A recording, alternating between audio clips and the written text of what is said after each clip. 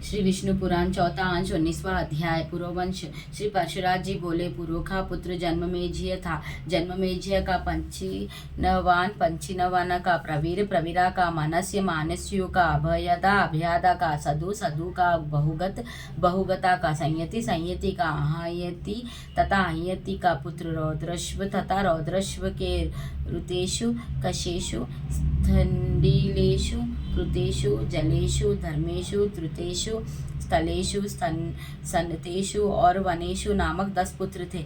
ऋतेषु का पुत्र अनितनार हुआ तथा अंतिनार के सुमति, अप्रतिरथ और ध्रुव नामक 3 पुत्र ने जन्म लिया। इनमें से अप्रतिरथ का पुत्र कण्वा और कण्वा का मेधातिथि हुआ, जिसकी संतान कण्वायन ब्राह्मण हुआ। अप्रतिरथ का दूसरा पुत्र एलिन तथा इस एलिनी के दुष्यंत आदि 4 पुत्र हुए। दुष्यंत के यहाँ चक्रवर्ती सम्राट भरत का जन्म हुआ, जिसके नाम के विषय में देवगण ने इस श्लोक का गान किया था। माता तो केवल चमड़े की दौखनी के समान है, पुत्र पर अधिकार तो पिता का ही है। पुत्र जिसके द्वारा जन्म ग्रहण करता है उसी का स्वरूप होता है। दुष्यंत तो इस पुत्र का पालन पोषण कर, शकुंतला का अपमान न कर। हे नरदेव, आपने ही वीर्य से उत्पन्न हुए पुत्र अपने पिता को यमलोक से उद्धार कर स्वर्गलोक को ले जाता है। इस पुत्र के आधान करने वाले तुम ही हो। शकुंतला ने यह बात ठीक ही कही है। भरत के 3 स्त्रियां थीं, जिनसे उनके 9 पुत्र हुए। भरत के यहाँ कहने पर कि ये मेरे अनुरूप नहीं है, उनकी माताओं ने इस भय से कि राजा हमको त्याग न दे, उन पुत्रों को मार डाला।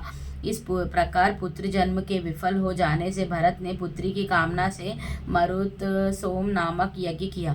उस यज्ञ के अंत में मरुदगण ने उन्हें भरद्वाज नामक एक बालक पुत्र रूप से दिया, जो उद्धात्य पत्नी ममता के गर्भ में स्थित दीर्घतम मुनि की पाद प्रहार से सकलित हुए बृहस्पति जी के वीर्य से उत्पन्न हुआ था।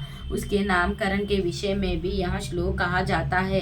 पुत्रोत्पत्ति के अनंतर बृहस्पति ने ममता से कहा, हे मूढ़े, यह पुत्र ध्वजा हम दोनों से उत्पन्न हुआ है, तू इसका भरण कर।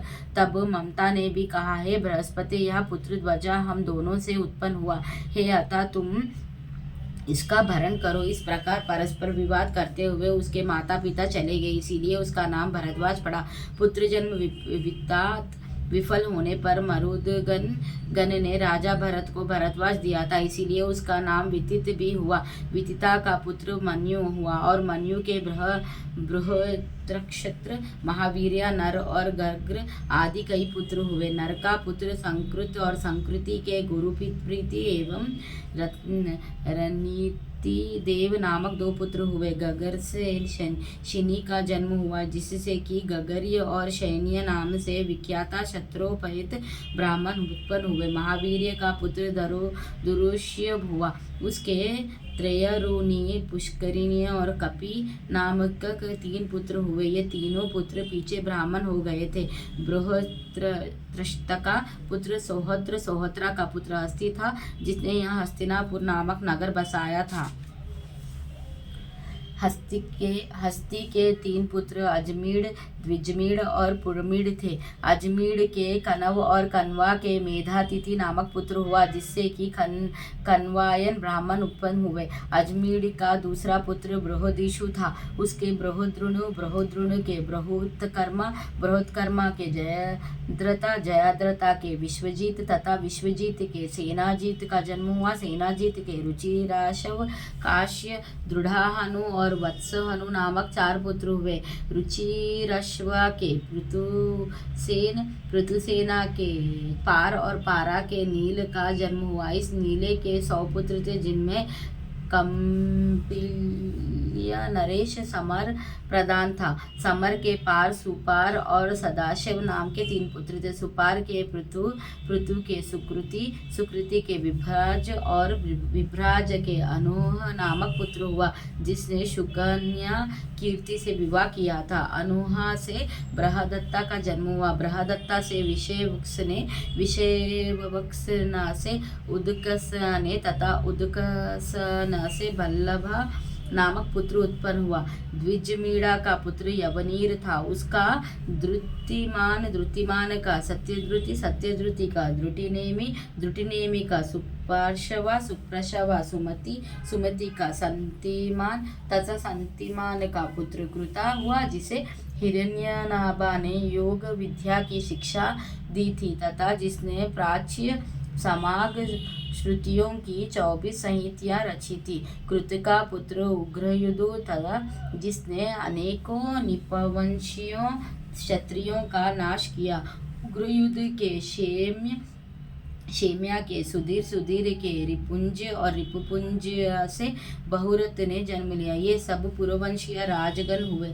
अजमीरी की नलिनीमणि एक भार्या थी, उसके नील नामक एक पुत्र हुआ। नील के शांति के सुशांति के पुररंज के ऋष्य और ऋषि के हर्यश्व नामक पुत्र हुआ। हर्यश्व के मृदगल, सृंजय, द्विषु, यविनार और कंपिल्य नामक 5 पुत्र हुए। पिता ने कहा था कि मेरे ये पुत्र मेरे आश्रित 5 देशों की रक्षा करने में समर्थ है, इसीलिए वे पांचाल कहलाए। मृदगला से मृदंगला नामक क्षेत्रोपेत ब्राह्मणों की उत्पत्ति हुई। मृदगला से बृहदश्व और बृहदश्व से देवदास नामक पुत्र एवं अहल्या नाम की एक कन्या का जन्म हुआ।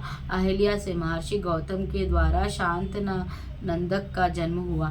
शांतनंद से धनुर्वेद का पारदर्शी सत्यद्रुति उत्पन्न हुआ। एक बार अप्सराओं में श्रेष्ठ उर्वशी को देखने से सत्यद्रुति का वीर्य स्खलित होकर शरस्तंभम सरकंडे पर पड़ा। उससे 2 भागों में बांट जाने के कारण पुत्र और पुत्री रूपी 2 संतान में उत्पन्न हुई।